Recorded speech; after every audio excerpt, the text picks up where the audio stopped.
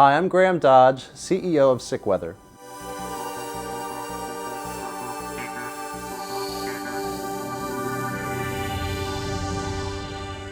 So my background before starting SickWeather goes all the way back to the late 90s and the dot-com bubble era out in Southern California, where I was working for a developer that built the world's first online map of crime data. And one of my jobs was to aggregate or define data sources for that map. Then when the dot-com bubble burst, I parlayed my career at that point into television, and I started working in production for MTV and Nickelodeon and Viacom. And then when my wife and I had our first baby, we decided to move back to our hometown here in Maryland, where we're both from. And at that point, I started to then parlay my production experience into events and trade show marketing.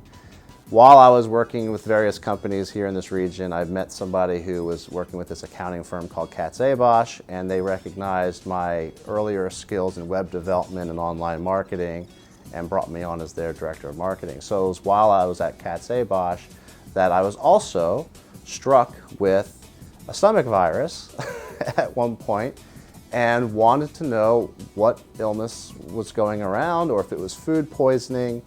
And at the time, there was no available information online from the CDC or from the local public health department that would tell you what was going around in your area, let alone in real time, or with the specific kind of question I had about whether it was food poisoning or stomach virus.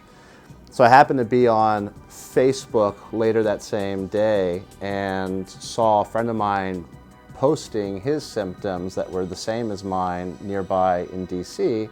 And that's when it occurred to me, based on my earlier background in data aggregation, that if we could use social media as that real-time source of data to mine that and to filter it correctly, then we could create something that showed you which trends, which illnesses were trending in any given area.